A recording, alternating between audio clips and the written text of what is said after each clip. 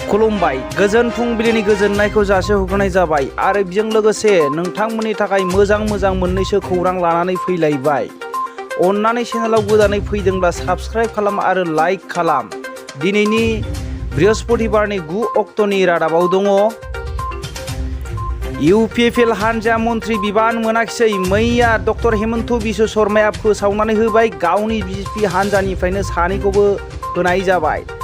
आसा खालामदोंमोन बिथां गबिन्द बसुमतारिया मन्त्रि बिबान मोनोब्ला बिटिआरनि डिपुटि चिफखौ नागारनाय जागोन होननानै बुंदोंमोन।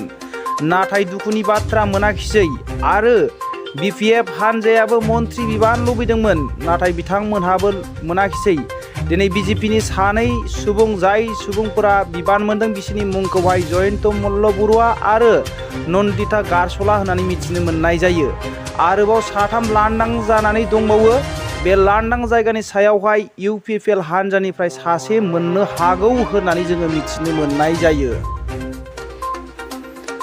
आरोबाव आङो फोरमायनो सानदोंदि डिआर नाब्ला रन्जन दैमारि सारनि हियारिंआ जोबनानै थांबाय। फैगौ 14 अक्ट'आवहाय जोबथा रिजाल्ट जोङो मोननो हागोन। अन्नानै इसोरनि आर'ज खालाम जेन बिथांमोनहाबो उदां न'खराव फैनानै आलो गोजोन न'खरनि सुबुंफोरजों रायजो जाफैनो हानाय बायदि। रन्जन दैमारि सारजों लोगोसे गासै 14 सा दङ बिथांमोनहाबो लोगोसे गफानो हानाय बायदि इसोरनियाव आर'ज खालाम जेन बिथांमोनहाबो जों बायदि आलो गोजोन उदां न'खराव रायजो जानो हानाय बायदि। बिथांमोनहानो जोंनि बर' हारिखौ सिनायथि होबोनाय आरो जोंनि बर' हारिनि थाखाय जिउ बाउसोमबोनाय जोहोलावफोर।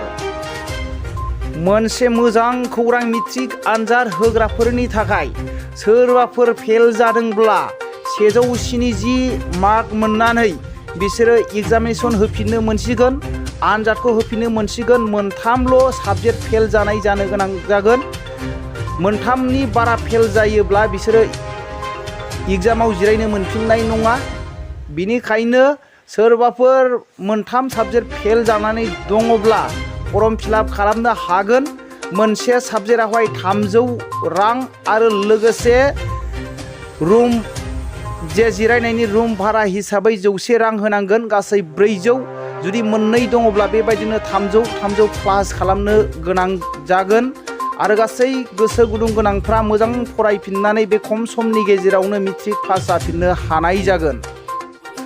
आरोबाव फिन मैया चिरां जिल्लानि डिसि अफिसाव लांगोना मोखाङाव राजबंशीफोरा एसटि मोननांगौ होननानै बिथांमोना धरना होदों। बिथांमोना बुंदों इलेक्शननि समावहाय गोबां मन्थ्रिफोरा एमएलएफोरा 6 दाननि गेजेरावनो देरहानायनि उनाव एसटि जनगोष्ठी होगोन होननानै बिथांमोनहा बुंलाङो। नाथाय दासिमबो गोबाव सम बारलांबाय, गोबाव बोसोर बारलांबाय, राजबंशीफोरनि थाखाय जेबो मावा होननानै बिथांमोनहा बुंदों। बिनिखायनो खम समनि गेजेराव बिथांमोननो माबा मोनसे होनायनि सुबिदा लाया जंगि आन्दलन खालामनाय जागोन होननानै बिथांमोनहा बुंदों। निउयर्कनि सावस्रि बिफाननि फोसावनाय बायदिब्ला केन्सार बेमारखौहाय गोरलैयैनो जानाय मुलिनि गेजेरजोंनो फाहामनो हानाय जासिगोन होननानै जोङो सुलुंनिफ्राय मिथिनो मोननाय जायो। गासै 18 सुबुंफोरखौ आनजाद नायनानै 18 सुबुंनिबो बेमारा गैया जाबाय एबा फाहामजाबाय होननानै जोङो सुलुंनिफ्राय मिथिनो मोननाय जादों। बे मुलिया 6 दाननि कर्स, 6 दान मुलि जाब्लानो बे बेमारा गैया जागोन होननानै बिथांमोनहा फोसावदों। मिथिनो मोननाय बायदिब्ला इन्डियान रां हिसाबै 8,55,000 रां खरसा थांगोन होननानै जोङो मिथिनो मोननाय जायो। बेजों लोगोसे दिनैनि रादाबा एसेनोसै। रादाबखौ जोबनायसिम खोनासंनायनि थाखाय बयनिसिमबो साबायखर थाबाय। जै बर' हारिनि जै।